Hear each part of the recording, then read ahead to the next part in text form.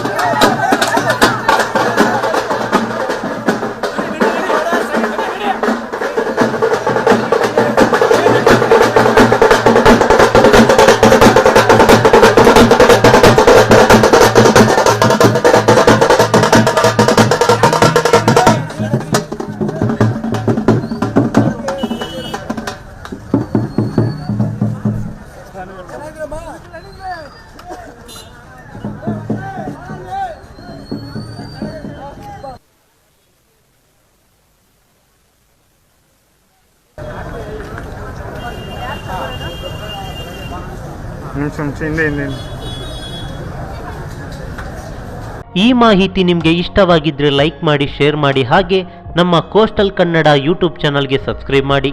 ನಮ್ಮ ಹೆಚ್ಚಿನ ಅಪ್ಡೇಟ್ಸ್ಗಳಿಗಾಗಿ coastal network Instagram page ಹಾಗೆ ಫೇಸ್ಬುಕ್ ಪೇಜ್ಗೆ ವಿಸಿಟ್ ಮಾಡಿ. ಧನ್ಯವಾದಗಳು.